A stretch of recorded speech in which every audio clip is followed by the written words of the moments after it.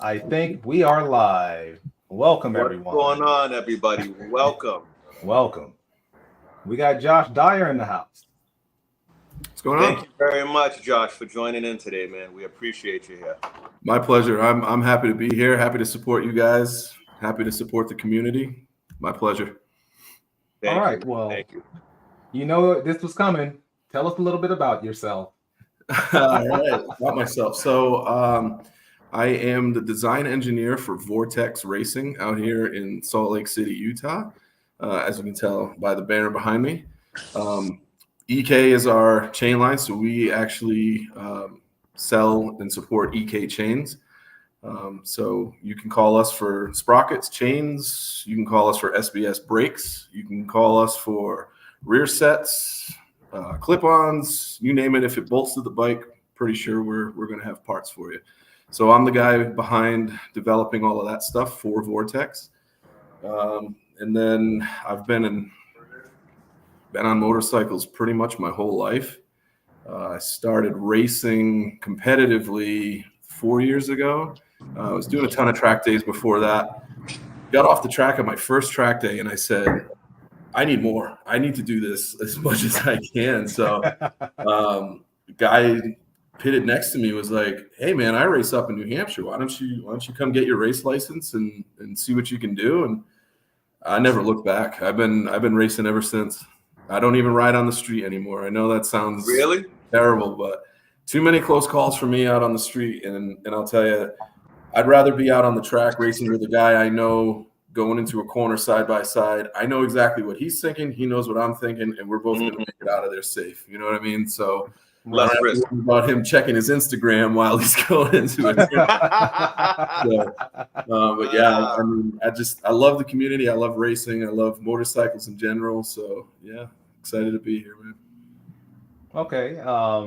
So the chat hasn't lit up as of yet, but as you know, I have several questions. But we can get into the manufacturing and production of parts. So, what's the typical process in creating sprockets, strong sprockets? So sprockets, I mean, sprockets are, fairly simple. I mean, there is a lot of R&D that goes into sprockets. So, I mean, there's chain pitch, there's different size, different tooth count. There's all that goes into it. But what Vortex focuses on is trying to keep the sprockets lightweight. I mean, we offer a steel sprocket. We also offer aluminum sprockets. It all depends on what you're looking for. You'll put a steel on a street bike if you're just, commuting back and forth to work. You need something that's gonna last you. You don't have to worry about changing it out after a race, But then we also have our Cat 5 line of aluminum sprockets where it's lightweight. It's more built for racing, and kind of to talk about what goes into that. So, we'll put a sprocket into SolidWorks and design it, and we'll start putting designs in it, and then we'll start doing stress analysis and testing the sprocket to see how it's going to react under different stresses and different situations. And then we'll take that data and we'll say, yeah, this is a great sprocket. It weighs, a couple of ounces less than our last one. Let's do this. Or we'll test it and be like, oof, that's not going to work. So, right. There's a lot of communication, not just with myself and the owner of Vortex, but also the guys out in the shop, the guys up front, our customer service. We'll talk about all these things. They'll be like, hey, I got this great idea. And they'll be like, oh yeah, we tried that 5 years ago and it failed miserably. Don't do that. Or they'll be like, wow, we never thought of that. Let's test it. And so it's really just a lot of communication, and it's a great industry because we do have competition, but we're all friends at the end of it, So somebody will call and say, hey man, I'm having a problem trying to figure this out. And, we're all have the same goal. We're all just trying to get people on motorcycles, get them parts, so it's communication really is what it comes down to. And, the technology that we use at Vortex, a lot of that goes into designing and developing all of our components. I have a question too that a couple of people asked me about is the R&D that goes behind that, right? And like Mhm. you, Vortex is a very big name, and you guys are at the very you guys compete in a very high level. Mhm. How much of that do you feel is a team effort and a passion for what you guys actually do? It's 100% behind what we do. I mean, when I say team effort, I mean like I'm talking to guys out under the shop that are cutting the sprockets, that are standing by the machines and standing there, and I'm going over to them and asking them questions. And they're like, "Oh, this is how we chamfer this," and I'm thinking to myself, I'm like, "Wow, I can use that idea to help develop something else," or I'm thinking in my head, how can I make that easier for you to accomplish? Like maybe I don't put in such a crazy design. It looks cool, but man, it sucks to manufacture. So the team effort is really not just the guys at Vortex, but like when I go to ever since I started working at Vortex, I go to the racetrack and it's like, "Hey Josh, I got an idea. I'm like, "Okay." Like what do you got? And like I'll hear ideas and I'm like, "Oh shit, I never thought of that." So the race community, all the guys that I race with, my friends, like people will come to me and bring ideas to the table. So it really is like a team effort, not just in Vortex, but just in general. Yeah, definitely. So even if you guys were like, "Hey man, I got this cool idea I've been kicking around," we'll figure it out. That's awesome, man. We'll talk. I don't really know, like, who's your largest competitor? What, JT Sprockets or somebody? Like, who would that be? PBI? So, I mean, we're all. I hate to say the word competitor, because we were just down at an event in Las Vegas, the AIM convention, back in February, and Pro Taper, who sells sprockets, they do a lot in MX and dirt.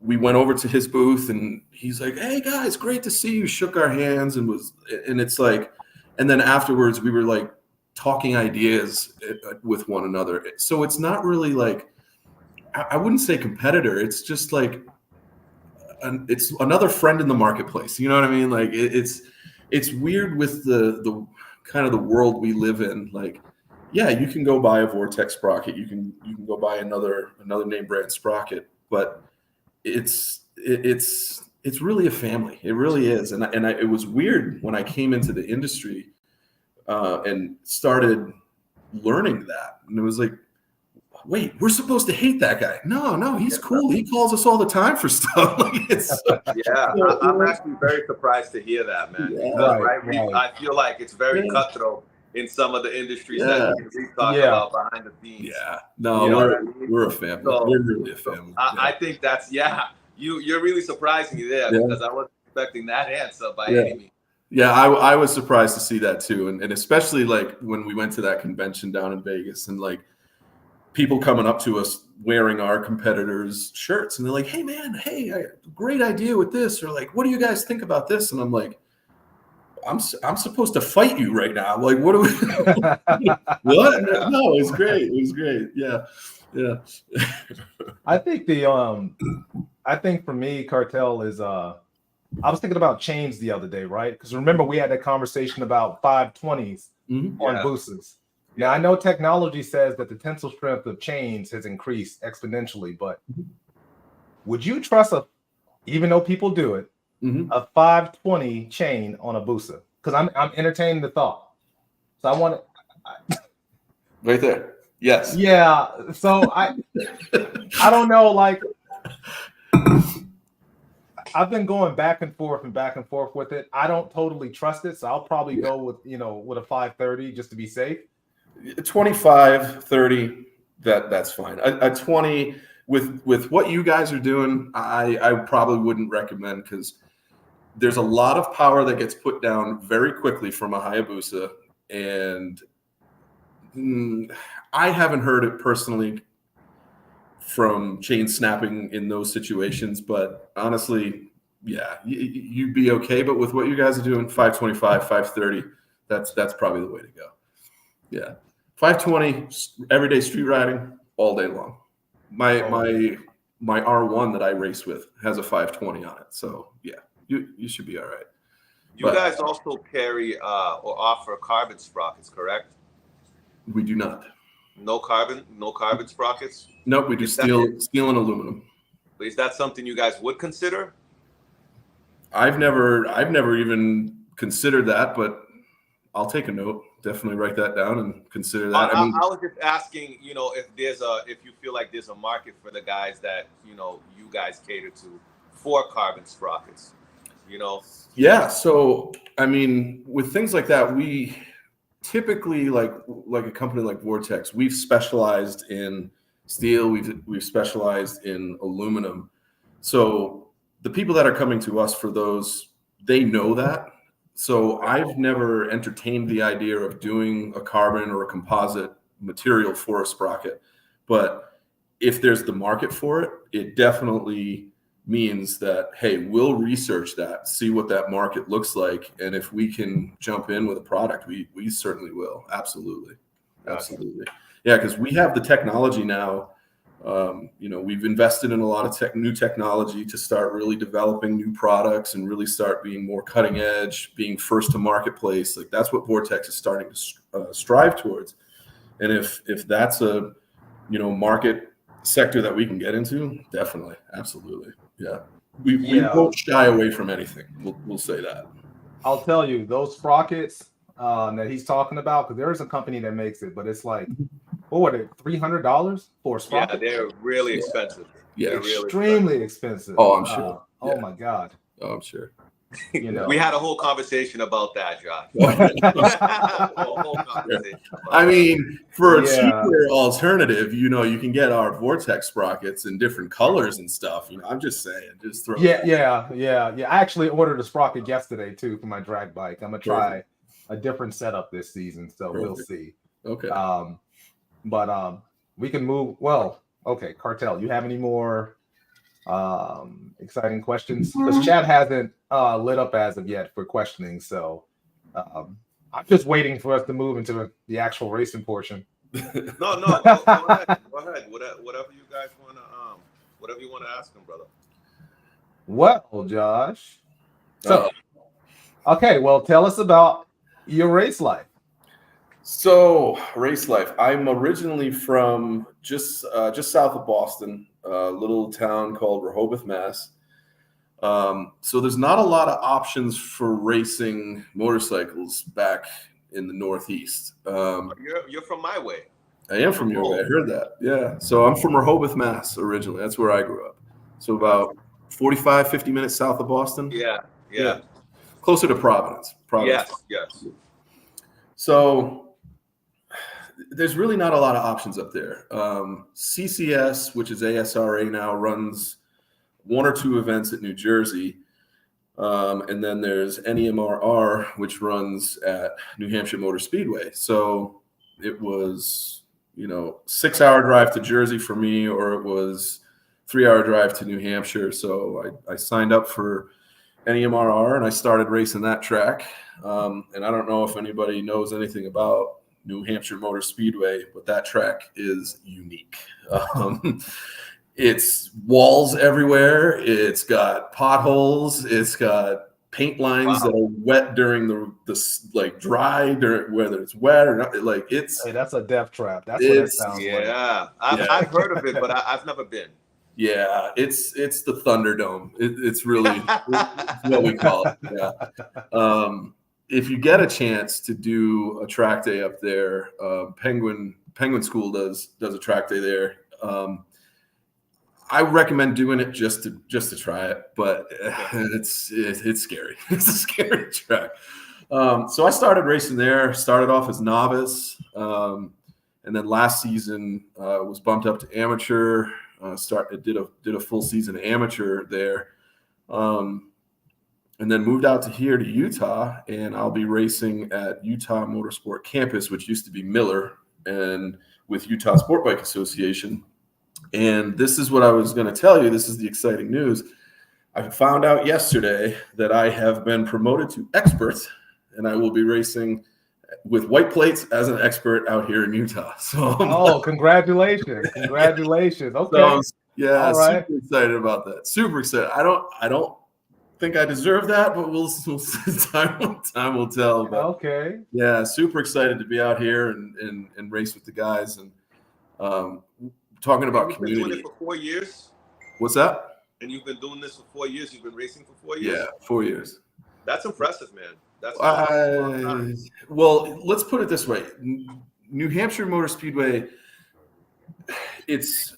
they do like progression based off of lap times, just because of how dangerous some of the closing speeds could be at that track.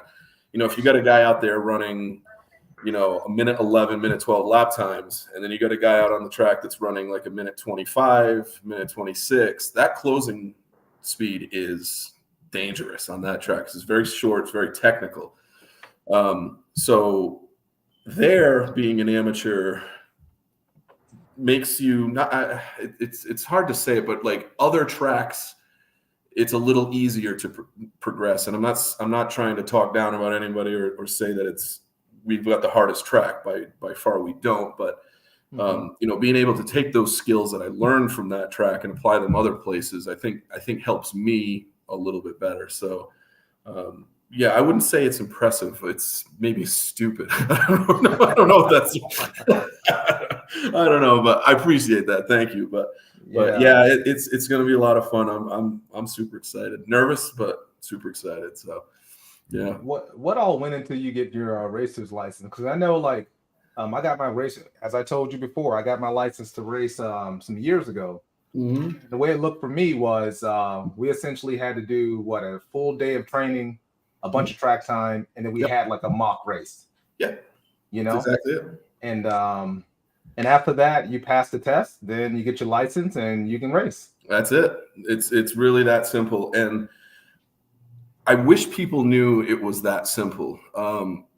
What really breaks my heart is being a racer and seeing year after year less and less people showing up and less people, you know, realizing how obtainable it actually is to get out on the track and race. And a lot of the organizations, NEMRR, out here in Utah Sport Bike Association, they offer a super street program where a track day rider can tape up his bike, safety wire his bike, go out onto the track and race and, you know, be introduced to that. And it's really that easy. And it hurts because, like, you hear about all these clubs and all these organizations and all these tracks shutting down because there's no interest in it.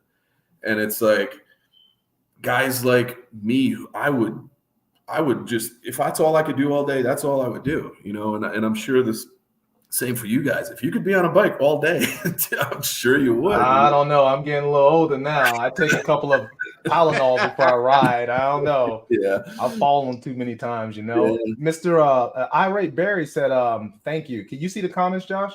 I can't, no. Oh, okay. Well, you have a couple of people that's telling you hi. I'm assuming you know them, so you know. Barry. Yeah, that's Barry from Moto United out here in Utah. Yeah. But yeah, it's just, you know, it's really that easy. You know, if you got a bike, and it doesn't have to be an R1 or Ninja or it doesn't have to be. Like the industry is like shifting towards a lot of these upright naked bikes. Those bikes, honestly, are awesome on the track. Bring it to the track. Do it. Use the bike for what it's meant to do, you know? And I think once more and more people start to realize that, and they go to their first track day and they're like, oh, wow, my bike can go around a corner like that. I'm going to, you know, progress and keep doing that. And I get racing's not for everybody. You know, that's a certain mentality and everything else. But, you know, just get a bike, go to the track, and be a part of that community, because it shows the rest of the world, like, hey, like Yamaha just did, discontinuing the R1. Why? Because nobody's buying those bikes anymore. Nobody's racing anymore. And it just, it kills me when I heard that, because I have an R1. And I'm like, oh no, they get rid of that. Really? So that's why they discontinued the R1? So it's just diminishing sales in that sector. The sport bike sector has always been, in the past few years, it's just been tough to keep up with. Everybody's shifting more towards the upright bikes, the naked bikes, you know, that perform just as well as some of those street bikes. But people don't want to be hunched over like this going to work every day. You know, they'd rather have a nice soft ride commute into work, and and then if they need to take it to the track, but chances are they're not going to, and that's where it's the R6 a couple of years ago, they discontinued the R6, the R1. When Suzuki pulled out of MotoGP, you're starting to see all of these manufacturers start to change their ways based off of what the consumer wants and what the consumer's doing, and unfortunately, it's hurting racing as well. It's just it's tough, and it hurts. It really does. It really does. Why do you think that the sport is diminishing like that, though? Do you think do you feel like maybe it's people think it's too expensive right off the gate, and they don't think about, oh, I could just take my bike there and fuck it, let it fly? Yeah. So cost is one. I was talking to Caleb, a guy that I work with at VORTEX, the other day, and we were talking about what it costs for me to be out there racing every weekend, and I'm spending a few $1,000s a weekend just in tires, fuel, parts, gear to get out there. So I understand the racing side of things. But then on the consumer side, it's a change in the ways. Back when I was a kid in high school, everybody wanted the Ninja. Everybody wanted those 1000s. Everybody wanted those bikes, and they were like everybody had one. And now, as the generations have changed and people are getting older, like myself, I struggle to be in a crouch on that bike all the time and leaned over and doing all the stuff that I do. So I get it. I understand the shift in what people are looking for. The government is pushing more for eco-friendly stuff. So we're seeing a lot of electric bikes, which I think is really cool. So there's a huge marketplace for that. But like my R1 has however many catalytic converters on it, 2 or 3 or whatever. So there's all of this coming down from the government for emissions and everything else. And so it's cost of motorcycles, it's cost of gear. It's just a combination of a lot of things, unfortunately. So yeah, it's tough. I'd love to see it turn around. And you know what? If it means me going and buying a upright naked bike, take it to the track, I'll do that. I don't care what I'm on. I'll get on the track. Oh, really? Yeah. I was just telling my wife recently. I said, man, say again, because I was gonna say that me and Reaper. I was talking to Reaper a couple of days ago about the cost of you going to the track. Oh man, Reaper does a multitude of different, like all things motorcycle. He does. Yeah. Drag to knee dragging. All of it he does. So come race season, it's like I'm broke. I'm broke. You're done. I'm so broke. Yeah. I was telling my wife. So I shortened my wheelbase up on my Busa, right? Because my goal or dream was to ride my Busa on track, dragging me on my Busa. Haven't done it yet. Yeah. But I swear, if I fall, I'm gonna be mad because I'm gonna tear up a 23 bike. The second thing is I'm playing around in the street, so technically it would be safer on the track, but it's a big, heavy bike to be on track, and I have a track bike, so why would I take the Busa? It's just it's a thing. It's just a thing. I hear you. It's just a thing. You know what I mean? Have you ever had one of those where you just like, you know what? I don't know. I want to take H2 on tracks. There's something stupid that doesn't make sense. Yeah, every day of my life I do something stupid that doesn't make sense. So yeah, I'm right there with you, dude. Yeah. That sounds like a lot of fun, though, man. That sounds like a lot of fun. It's a lot of fun, and here's the thing. For me, my brain is always like I can't ever shut off, and when I get up to grid and I'm looking at the lights. And when the lights go out, it's silence. And I don't even wear earplugs when I race. I don't hear anything. It just, everything shuts off. And I go around and I do my laps and I come in and then I'm like, I feel like I just took like a nice warm bath. I feel so relaxed. And everybody's like, you should be like, and I'm like, no. I'm like, and I wish more people would get that feeling because it's such a great release to just like, oh yeah. Oh, to get all that out of there. But yeah, and that's the other thing too. Like, if people knew what it felt like to feel that and to go around the track, I feel like more people would be like, yeah, sign me up for that. But yeah, to your point, some of it is kind of stupid. Definitely. Do you remember the first time you drug your knee?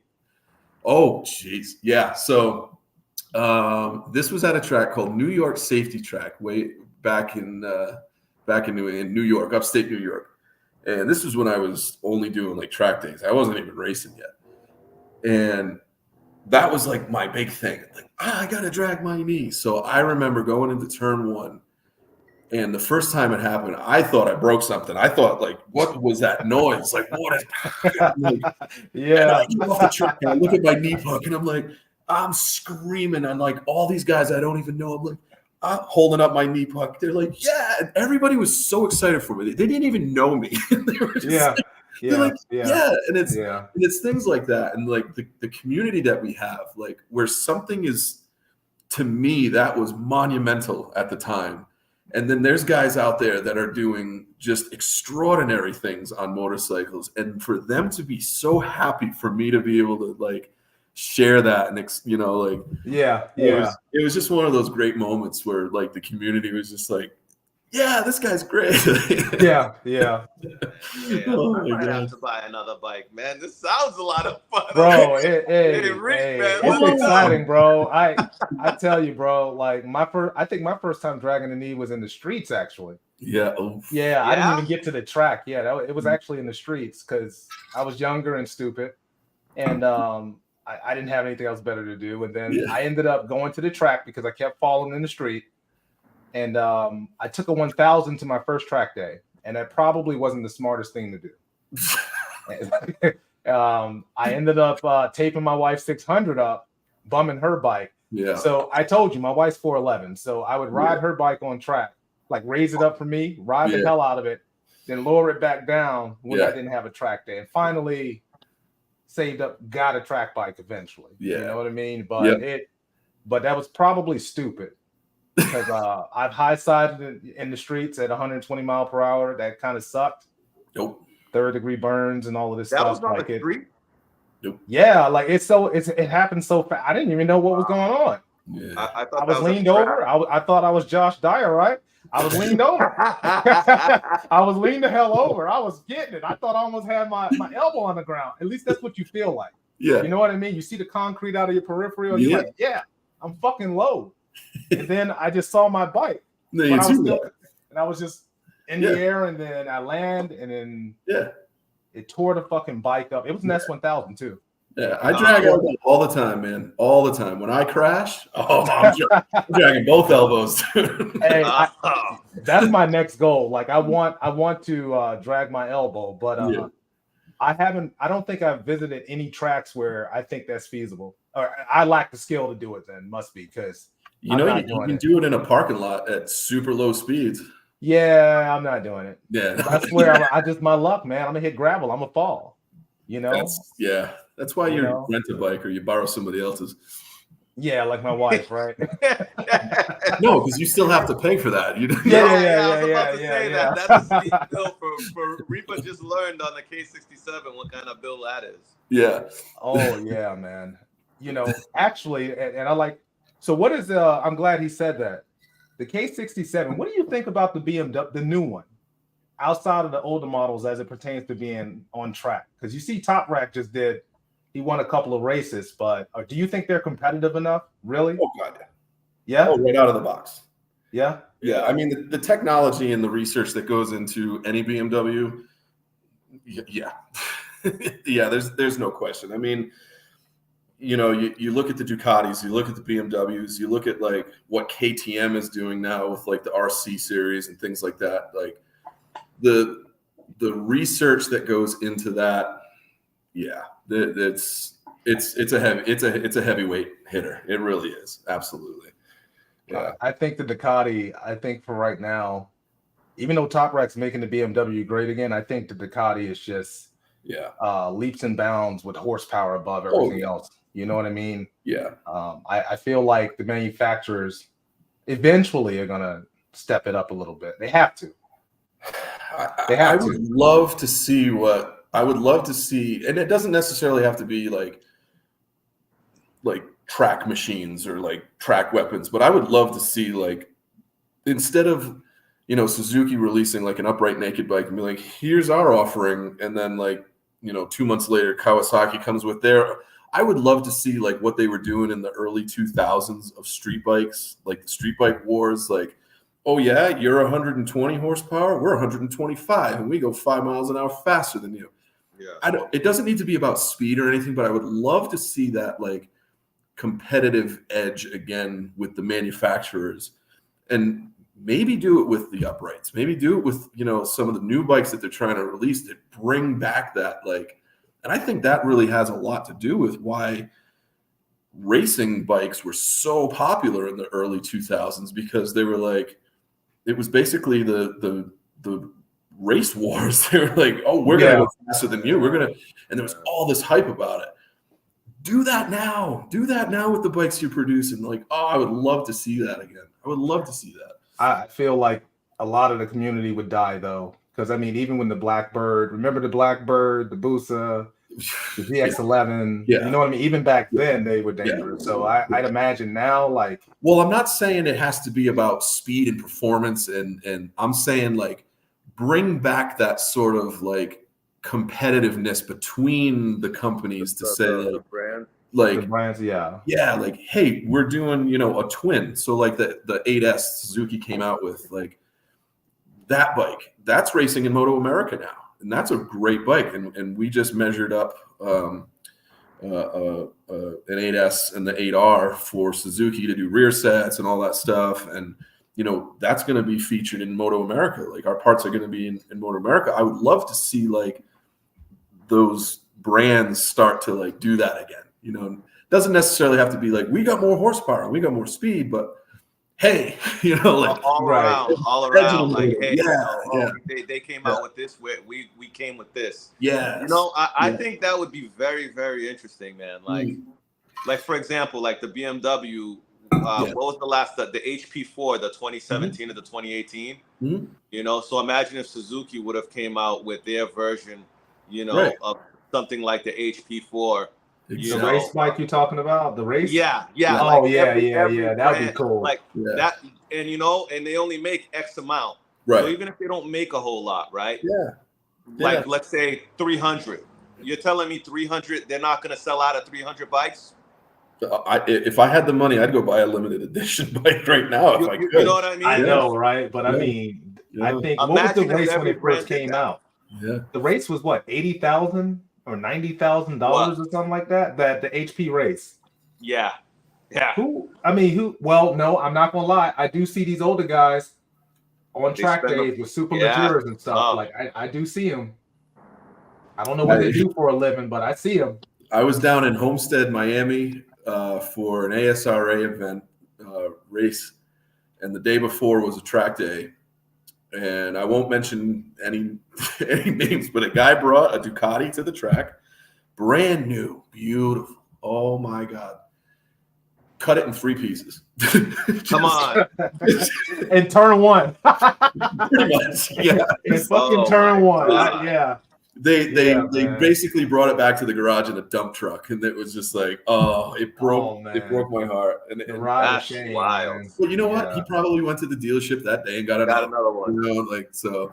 But so if the money's there, they'll sell definitely. What's your tire? So. I was going to get into the tires. Yeah. Right now, Cartel, Cartel said it earlier, man. I'm having some drama with the tires. So I know you race. What's your tire of choice at the moment? Pirelli. So I started racing on Dunlops. And Dunlops are a fantastic tire if you can keep heat in the carcass. Loudon, the track that I raced back in New England, the weather is typically cooler. It's typically there's a lot of tight turns, so you can keep some heat in the carcass, but it's not enough to really make that tire perform to what it should be. Not to say that tire is not absolutely fantastic elsewhere, because it is. I've used that tire at like New York Safety Track. I've used that tire in Thompson. And I know plenty of guys that run the Dunlops and swear by them.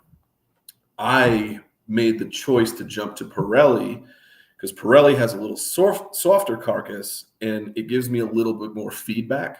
I like the bike dancing around underneath me, so I know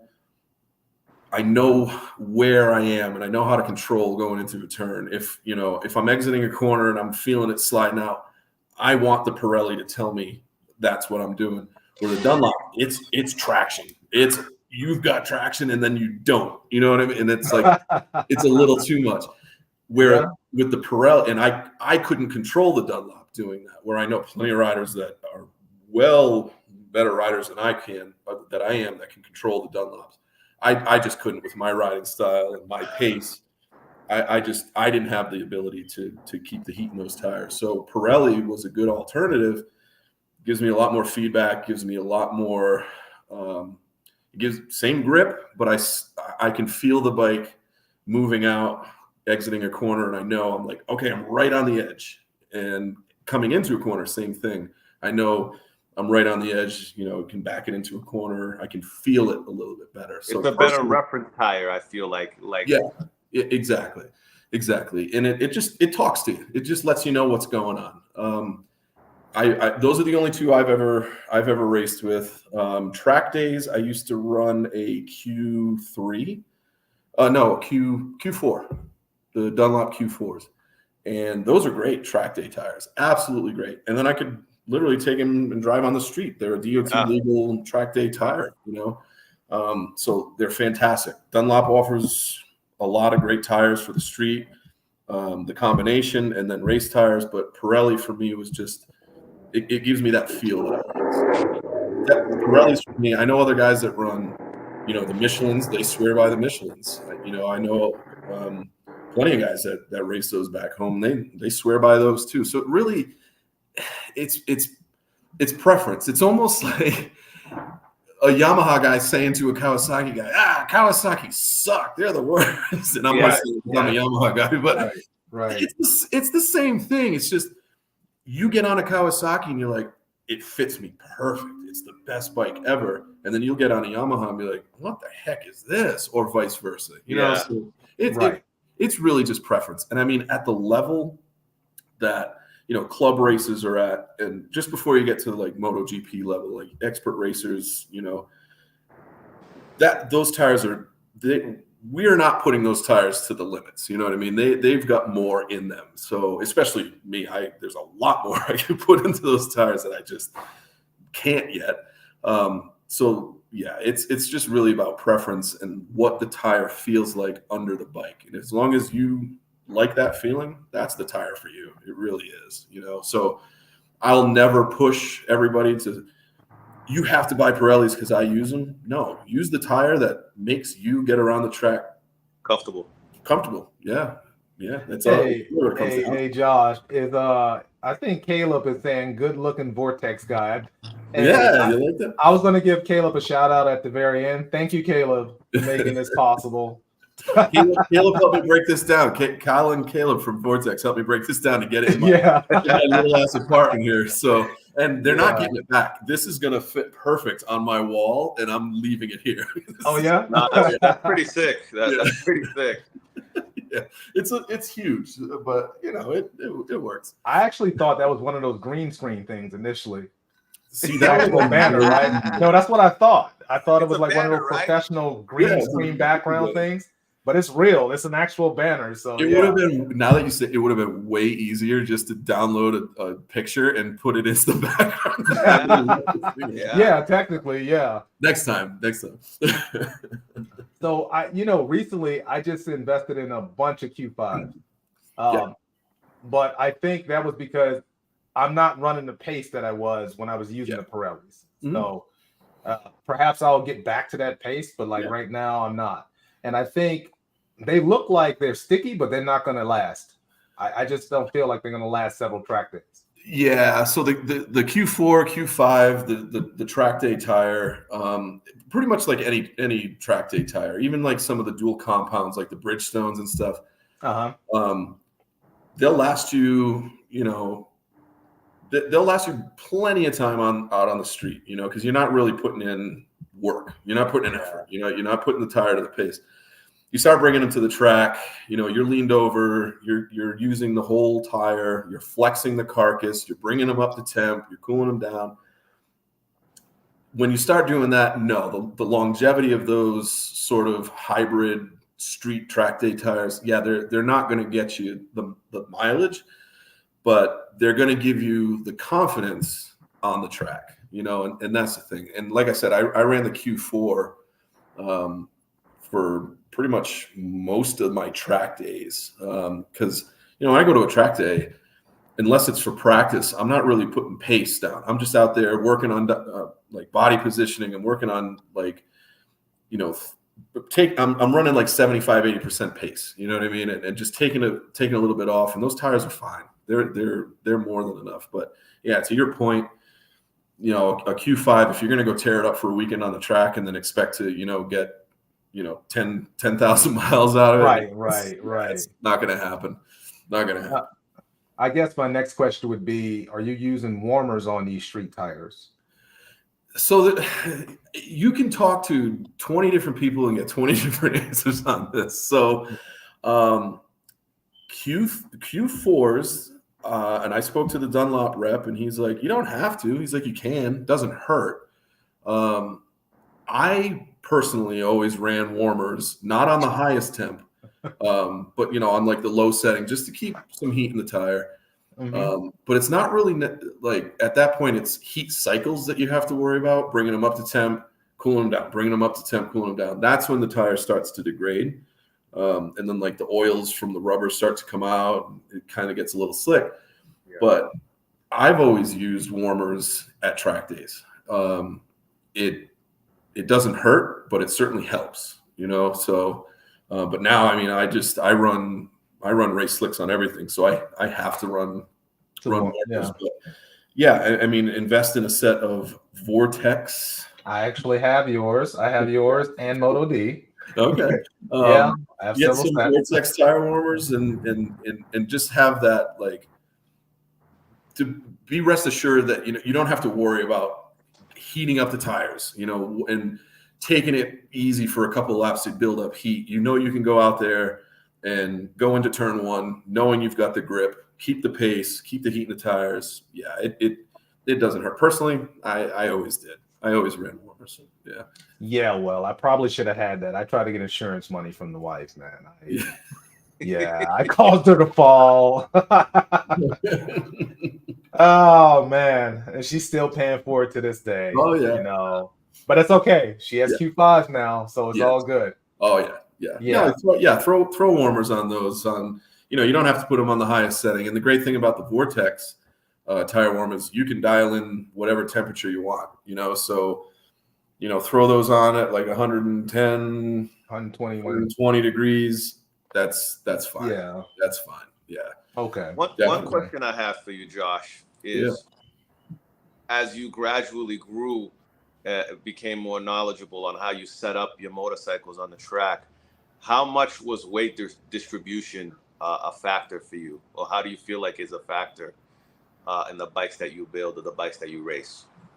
So first things first is ergonomics on the bike. So, and that's kind of what we were talking about earlier, where I can get onto a Kawasaki and feel like I've never been on a motorcycle before, or get on a Suzuki and feel like I've never been on a motorcycle before, and then get on a Yamaha and I'm like, okay, it feels a little bit better, right? Like a good baseline. Mm-hmm. With the ergonomics, and especially, and I'm just going to keep shamelessly plugging VORTEX because I have to. You know, with like our rear sets and our clip-ons and everything we offer, to be able to adjust all of that to get the proper weight distribution, especially, you know, if you're going into a turn, you're putting all that weight on the outside peg. If your peg is in the wrong position or the ergonomics are not set up right, it's gonna throw everything off. And there's like, it's taken me forever to dial in exactly where everything needs to be set to get the proper weight distribution of not only, you know, how far I am forward on the bike, whether I'm using our new 0 offset clip-ons that we're going to be having in stock, I think next week. If Caleb's still on, verify that for me. Or if you're going to use our standard clip-ons, which push the bar a little bit forward, all of that plays into the weight distribution of how you are on the bike. I know plenty of guys who can take a stock motorcycle and go out there and run record paces on those guys. They don't count. They're too good. But for like the regular folks like me, you need to feel right on the bike first, and then that plays into what the weight distribution is and like how you can push the bars out when you're going into a turn, and you can get off the bike better. And if my foot peg on is set too far forward, I might not be able to get my knees in those right positions. So it all affects everything. So our biggest thing with VORTEX is ergonomics. You purchase our clip-ons, you purchase our rear sets, you can adjust all of those ergonomics to give every rider the perfect weight distribution when you're going into a corner, to be able to get off the bike and feel comfortable and feel confident and not be hanging on like I've done a few times going into corners. Like, oh crap, what's going on? So it's huge, and that's one of the things. And not only on the track, but like even on the street, like even if you're commuting to work, just being able to feel comfortable going into a turn. Let's say the conditions aren't 100%. Let's say it's raining, and you have a little bit less traction. You want to be able to feel a little bit more of that control. So you dial in those ergonomics, sets up your weight distribution a lot better, and you can feel the mechanics of yourself connected to the bike a lot better. And it'll make you feel more confident, and in turn make you a better rider, honestly. Yeah. Do you feel like track days gives you the skill to survive better in the street? So I know a bunch of guys that went to track days and tried to do what they learned on the track on the street. I don't ever recommend that. What I recommend track days for, if you're going to maintain riding on the road, is learning the skills to get yourself out of trouble. I know plenty of guys who can go into a dealership, they'll drop 20 grand on a 1,000 and think they're Valentino Rossi, and it doesn't end well. And I've unfortunately lost a lot of friends to that. What I recommend is you go to a track day, or you go to a coaching program at a track day that teaches you the skills to, hey, if you're in a turn and something happens, you know how to be able to get out of that lean and be able to escape danger. I never recommend anybody learning what they learn on the track to go try to drag me on, you'll know, Route 95 Northeast, right? Or around Boston, you know what I mean? But track days are a great way to learn the skills you need to be able to, I hate to say it, survive on the street. It's just, there's too much shit on the road that just pops up, and a car blows a stop sign. What are you going to do? If you go to a track day, you know how to avoid that stuff, and they teach you those things. So, it makes you a better rider all around. Absolutely. But don't think, hey, I went to a track day, I learned all this stuff, and now I'm going to go race my buddies out on the street. I've lost too many friends, and I'm sure you guys probably have too. And it's not worth it. It's not worth it. Do that shit on the track. Have fun. If you go down, your bike's going to slide off into the grass. You're going to slide off into the grass. You're going to pop up. Your ego's going to be hurt, but that's about it. You know what I mean? So it's basically learn to live to ride another day. This is what it is, Yeah. You can gauge at the track. You can't gauge elements out in the real world. Exactly. Exactly. And there's been times, and why I won't ride on the street anymore is how many times I'm just going down the road and somebody will just pull out in front of me. And I was actually doing a lot of research on this, and there's a lot of studies that show drivers in cars will physically see a motorcycle, but it doesn't register in their brain that it's another vehicle. Now, if I was driving a truck or a car, they're going to see that and they're going to say, oh, there's a car or a truck coming. I can't pull out. it's not that they're like, oh, it's just a bike, I'm going to cut them off. It's just that something in the brain is saying it's not a car, it's not a truck. It doesn't register. Yeah. So there's a lot of research around that, and I've been through that. Car cuts me off, I'll come up to them on the red light, and I'll be like, "What are you doing?" They'll be like, "I don't even know. I saw you, but I like," and they're just they don't realize that it happened, you know, and it happens too much. It happens too much. That's scary, man. That's scary when you know what I mean? Yeah. Because me and Reep does a lot of riding with his wife, you know, and just the thought of that, you know, that's how people really like register that in their mind. Yeah. And I'm not saying by any means, I'm not saying don't ride on the street. I'm not. That's not what I'm saying. Just be aware and picture, you know, when you're coming to a stoplight and you see a car ready to turn, anticipate the worst. Yeah. You know, be prepared for the worst. Always keep a good line of sight, you know, and keep in your mind, scanning around, just keeping, you know, being active. And a lot of people say like, that's too much for me. I can't ride on the street because and that's why I stopped riding, because I'm more worried about everybody else and I can't enjoy it, you know, but that's just me, you know, but I'm not saying anybody should not go ride out on the street. If you're going to, please just pay attention. That's it. I really a cartel. So here we go. I have to ask you, because a lot of guys that watch this is in the roll race community, and we've had this discussion in the past. So here we go. Oh, here we go. I'm sorry, I just gotta ask them. I was thinking it, and I was like, well, is this the right time? It's the right time. Okay. Out of roll racing, I know you know what that is because it's the new hotness. They put a term to what we did on, you know what I mean, on the interstate back in the day. Yeah, I know. Drag racing and road racing. Which is more difficult in your opinion? I gotta get going. Amazing political answer. Yeah. Oh, my dinner's ready. Yeah, I gotta go. No, that's an awesome question. Honestly, I wouldn't say that anything is more difficult than the other. And I'm gonna give you the politically correct answer, but then I'll give you my okay. So back here. All right. You're on a motorcycle, roll racing. You're dealing not only with, you know, the race itself, but you're dealing with other elements. You're dealing with people out on the street. You're dealing with, you know, things beyond your control.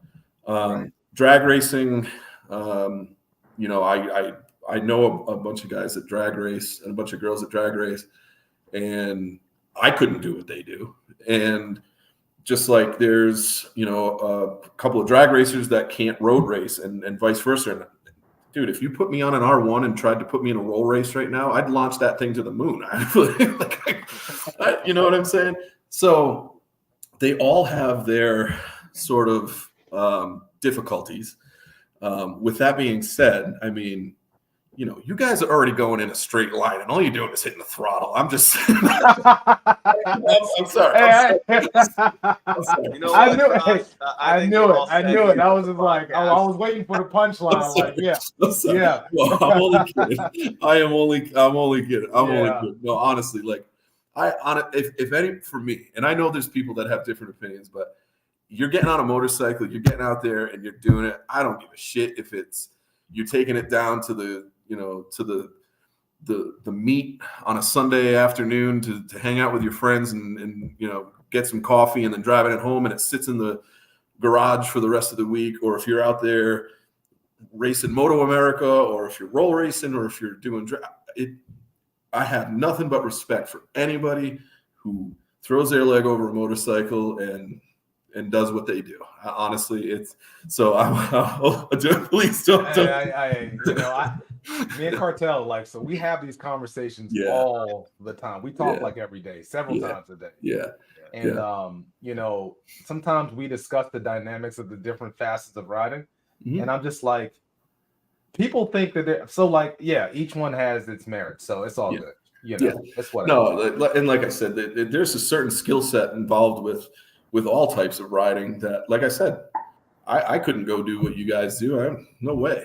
I top speed scare the crap out of me. I bought my R1 and I was like, let's take it on the highway and see what it can do. I got up to 153, 154, hanging on for dear life, like screaming in my helmet, like, wow, what am I doing? Like, oh my God. I was like, nope, not going to do it. So you guys are going well beyond that. So I have nothing but respect for that. But when I go to the track and I, on like 125 top speed on the straightaway at Loudon on my R6, maybe Homestead, I was like 130, whatever, on an R6. I don't remember. It's around those numbers. But like there, I'm not thinking that because, there isn't a minivan next to me. There isn't all this stuff going on, so like nothing but respect. Absolutely nothing but respect. Josh, they got guys roll racing that can do well over 200 miles per hour. I don't know. There's the real 200 mile per hour club, and these guys are doing it. Mm-hmm. I'm too fat for it, but I give them props. Me too, man. I give them props because I can't do it. Here with me. Oh yeah, Mike. Yeah, his turbo. The owner here has a turbo Jigsaw, and that's definitely well over 200 mile an hour. Oh yeah. There, but. Nope. Me and Reed talk about this all the time. It's very interesting to get the dynamics from different riders that compete in the different aspects of motorcycles. Mm-hmm. So it's very controversial at the end of the day. It's kind of fun.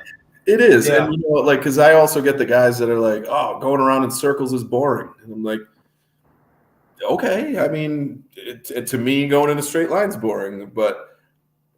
At the end of the day, again, it's nothing but respect for anybody in the community, because the way I look at it is the motorcycle community, it's not really that big in the United States, as you guys already know. I mean, your group of friends, you pretty much know everybody that rides in your area. You know what I mean? And then if you race, you pretty much know just that community. And if you do this, you know that, so I don't care if somebody pulls up to me on a stoplight on a bagger or something, on a Harley, on an Indian. I have the same respect for that guy that I do for you, that I do for anybody.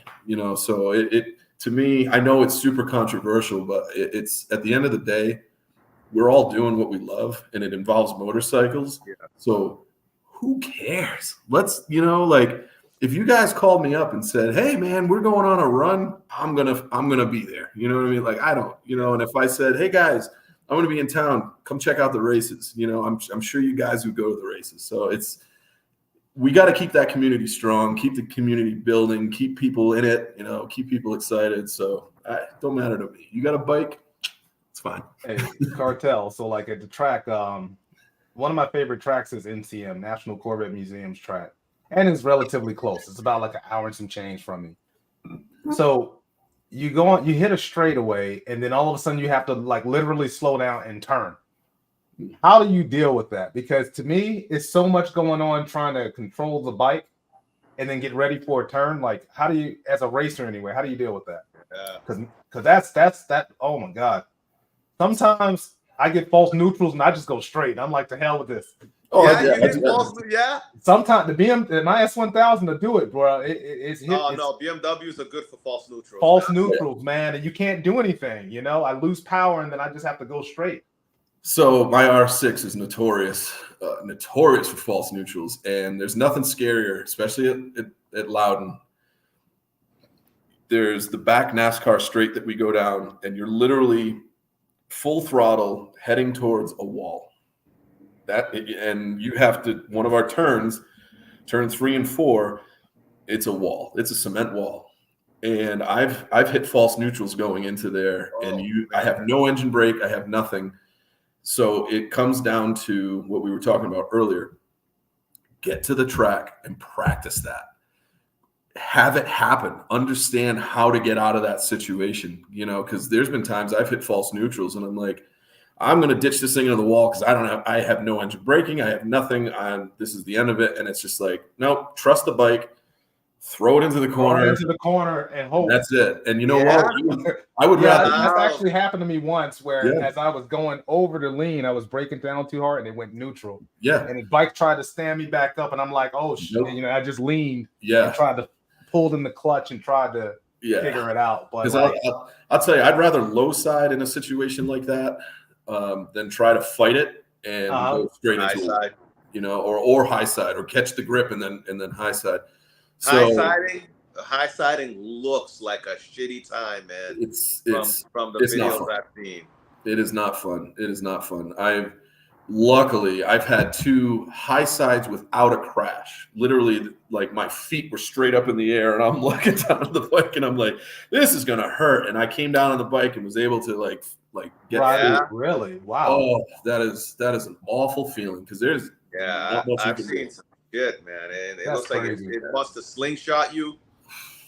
Yeah, man. Yeah.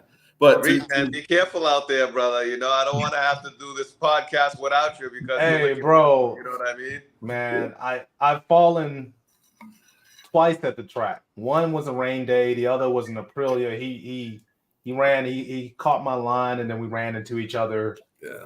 But technically I didn't run into him. He kind of, you know what I mean, Josh? Like he ran into me kind of sort of. Yeah. I ran off track. I was able to keep the bike upright, but he tore up my plastics though. So I mean, it happens. But I mean, to answer your question, the best way to prepare, go to the track, learn it, learn what the bike can do in a safe, controlled environment. There's no cars, there's no cops. Go have fun. You know what I mean? So, and then you start to learn things that will transition, like trail braking into a corner, you know, when to start to get on the throttle exiting corners. Like you start to learn all those things to control the bike to the point where if a false neutral happens or somebody cuts into your race line or something, I've done that before.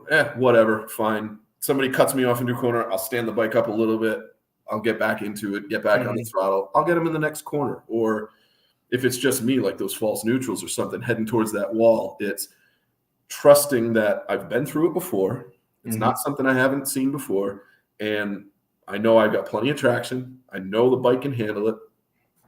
Get my body position correct, get my weight transferred correctly, power through that corner, and then, you know, and escape the danger or escape, you know, the worst thing that could happen, you know, whatever, your low side or worse, you could high side. But honestly, the way to prepare for it is just do it. Repetition, just keep doing it. And I know you can't really train a false neutral going into a corner. No, but unless you do it on purpose, I guess. Yeah, I mean, there's, you know, but the best place for it to happen, learn that at the track, you know, because if that happens out on the street and you have to stand the bike up in a corner and you go running straight through that corner, there's a car coming around that corner, you know, it's the best way to prepare for it is just, you know, repetition, learn your bike, learn everything about that bike, push it to the limits, knowing what it can handle, because they can handle a lot more than you think, you know. Yeah. Just watch a Moto America race, watch a Moto GP race, watch a World Superbike race. Those bikes are designed to do that, you know. So or you can have a 400 or a 250 pass you like you're standing still on a 1000, which happens regularly. Now for real, like on track, that you'll have a 250 fly past you, and you're just like, "Are you serious right now?" Oh yeah, been there. You know, like I'm on a 1000, and then when it straightens up, you're good. I had a guy do that to me motard. So they just come right around you, and you're just holy, you know what I mean? What the fuck is this? You know what's even more degrading is when they come around you on a 400 and they tap their tail, like, "Hey, follow me." Like, follow me, like they're a coach. Assholes. Yeah. Been there. The coach isn't. But Cartel, I think I'm talking to him all the time about, like, I just can't wait to get back to the track, but I'm kind of in a pickle right now because I'm trying to prepare all of the bikes, like I was telling you earlier. So it's I don't know, it's expensive. For me, it's expensive, you know. It is. So what am I supposed to do to become a racer? Sell drugs? Like what am I supposed to do? Because it costs me $1,000 a weekend for just track days. Start an OnlyFans. Oh, well, I don't know. Well, let me look at my feet, man. Feet picks, bro. Feet picks. Yeah, Listen, you're right. Josh, I tell Reap all the time, man. I'm like, Reap, the time is coming, man, where you're about to be busy pretty much every weekend because he's such a big fan of the sport. Yeah. As far as myself, I pretty much do only roll racing. Yeah. You know what I mean? So it's not as, especially in Massachusetts, yeah, the roll racing, which hence is why I'm in Florida right now. Yep. It's just not really that big, and hopefully I can change that or bring a bigger crowd to that in Massachusetts. But we have about a 4-month window of nice weather, and then that's it. You know what I'm saying? I'm crying to get some good stuff over here in Florida. Yeah. But I do have one question for you, Josh, before I have to sign off. Certainly. And for the future of Vortex, right, and for yourself as a racer, what is the goal, or what is the picture that you have in your mind for the business and for yourself personally? Oh, awesome. Great question. So I have such a passion for just the sport in general, for motorcycles, and to be a part of Vortex. It just, like, today I was sitting at work and I was doing some designs, and I was actually thinking about tonight I'm going to be on here chatting with you guys, and I was like, wow, my life doesn't suck, and I started thinking about that and the passion that I have for what we do and what Vortex is as a brand and what Vortex has built throughout the years. My goal personally is just to continue to keep Vortex as, that brand that everybody knows. I want to go to Vortex because they've got these parts and they perform and they, and that's like the passion that I have for it. Like, I put that into everything that I do at Vortex and all the designs. And, I was measuring a bike this week and I'm like, oh, I got these great ideas and all this stuff. And I'm always envisioning like how to improve and how do we bring Vortex to that next level. My goal is we want to be first to the marketplace with everything, whether it's rear sets, whether it's, case cover, frame sliders. We want to be the first out there to say, hey, look, Vortex cares about the guys out on the bikes. Because we do. The owner, Matt, he was a racer years ago, and he started this business down in Florida in his garage. And him and I have talks daily, and the passion that he still has for it, and the passion that Caleb and Kyle in the front office have for it. Like, we want to be, we don't necessarily need to sell $100 million worth of stuff, but we want to show the world that we care about everybody on a motorcycle. And that's the passion. And that's what the goal is for me, is to bring that into Vortex and be like, hey, you got a question? You're personally talking to me, Caleb or Kyle. Like, my business card has my personal cell phone number on it. If you need to call me and ask me a question, call me and ask me a question, and I will do the best I can to help, So there's that personal touch to show that we're there. We care. We certainly care. Yeah. Almost direct to consumer kind of a feel. Exactly. Exactly. Because here I ride, I race. Kyle, he's into like Porsches and those supercars, and he does that stuff. And Caleb has had motorcycles, and we're all a part of this racing community, and that's what we're trying to still be passionate about and show the world, like, hey guys, we're one of you, we're with you guys, so and I think that's the goal for me to come into Vortex and really just sort of remind the world, like, hey guys, we're one of you, man.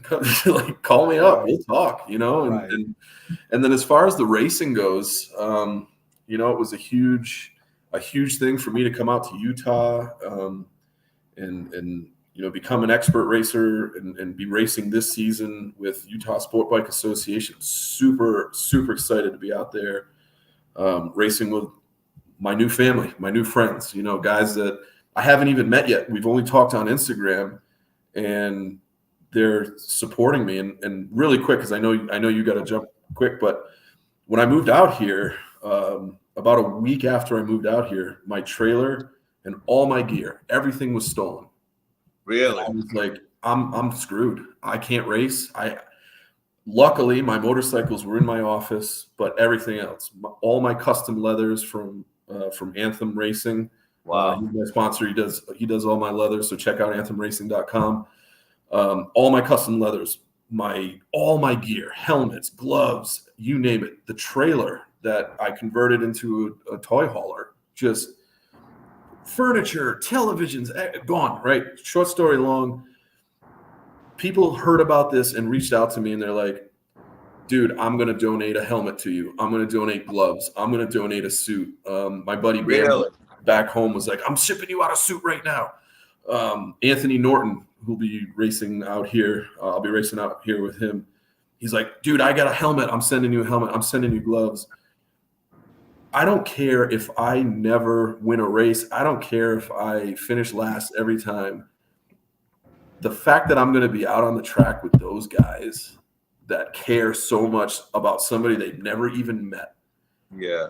That's, to me, I've already achieved everything I need in racing, because I made lifelong friends in this community that I'll tell you right now, I would do the same for them tomorrow at the drop of a hat. I would do the same for those guys, because they didn't have to do that. Nobody had to. The people that donated to me, you know, everybody back home, it was just, it was one of those moments where it like humbles you, and you're just like, oh my God, I don't care if I never I can finish last the rest, as long as I'm out there spinning laps with those guys and girls, that's it. I've achieved everything I need in racing. That's it right there. Yeah, the camaraderie on track is like awesome. Yeah. We do have a question for you in chat. I think I can show this so you can see it. Yes, from El Diablo. Can you see that, Josh? Yep. A 14 what? I'm thinking he says VX14 or 14R. Yeah, it's probably a 14 or 14R. Okay. Personally, I don't know. I'm 90% sure we do. Caleb, who I think might still be on here, would be able to answer that. But I'm going to tell you what. First thing Monday, well, we open 8 o'clock Mountain Time. So 8 o'clock, call in, talk to Caleb or Kyle, and they're going to point you in the right direction. As the guy who designs all this stuff, I have no idea. Hey, I could. Hey, at least you're honest. No. So obviously, like, I know, like, you know, we do conversions and stuff because I converted all my stuff over too. But I don't know without having it in front of me and being right. I don't know. But call in Monday. Kyle, Caleb, they'll make sure they take care of you. Hey, I tell you what, Josh. Before Cartel, and perhaps I guess we've been on for at least an hour and some change now. Caleb and Kyle, primarily Caleb. So this is what I did to him a couple of weeks ago. I was asking Cartel. I was bothering Cartel every day. Wait, I just got a text. We might have. Oh no, he just said nice work. I don't know if we might get an answer from Caleb. Oh, okay. so I'm sorry. Sorry. Look at him. He's even working now. Like he's yeah. He emailed me. So I had a problem with finding a 520 sprocket for what I have going on on my booster, right? Yeah. So I'm talking to Cartel, man, and he's trying to help me figure it out. And finally, I'm like, okay, I got to call VORTEX. So I'm like, where the hell is Caleb, man? Yeah. I go back and forth emailing pictures and everything. Caleb is on it. Yep. You know what I mean? Yeah. And then I just gave the hell up because basically it was like, hey, don't do that. Yeah. You know what I mean? He's like, I would advise against this. However, I think we cross-reference the part and then you can do this. Yeah. But I don't think it makes any sense. So what do? I'm like, okay, I have the option. Hit up Cartel. Hey, man, I'm fat. I don't know if I should put a 520 on my bike. And then that's the downward spiral that we get on. And 4 hours later, we're still trying to figure it out. Yeah. You know, because sometimes you might know the answer, but you just want to hear someone else say it. You know what I mean? I hear you.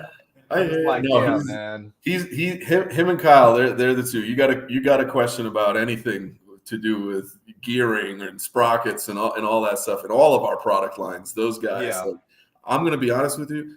I'll be sitting in the design office doing stuff, and I'll be like, "What the heck?" And then I'll go into hey, Caleb, have you? Oh yeah. And he's like, yeah. Like he bails me out all the time. So. Man, I tell you, when my wife wrecked, some of her parts obviously got bent and messed up, and I didn't want to buy the whole thing. So all I did was I took a picture of it, and I was like, "Okay, Caleb, this is tore up. What do I need?" I sent him a video. He's like, "Yep, you need this, and this." Yeah. I was like, "Well, see, good. He saved me some damn money." And he knows the part numbers off the top of his head too, without even looking. So yeah. Yeah, he's probably a nerd as well. We all are. But I mean, outside of that, I think that was primarily the only question we got from chat. Yeah, it's fine. And we've been on for quite some time. Obviously, I appreciate it again. We both appreciate you coming on. I appreciate you guys. Thank you so much. Gosh, man, I will say, you opened up my eyes majorly tonight with just the humility and how kind you were and how graceful you were talking about just like competitors and stuff like that, because that's not something that me and Reap have encountered very often. Yeah. In the small time that we've been doing the podcast together, Yeah. So the camaraderie there is really nice and leaves me hopeful for the future. You know what I'm saying? At the end of the day, man, no, we really appreciate having you on, bro. Thank you very much for your time. I appreciate you guys. Thank you so much for having me. This was awesome. And like I said, if I'm ever, so I'm going to come back and visit. I'm going to hit you up. We'll go out for a ride. Definitely. When I get back up into Massachusetts. Oh, okay. Let me know, brother. Let me know.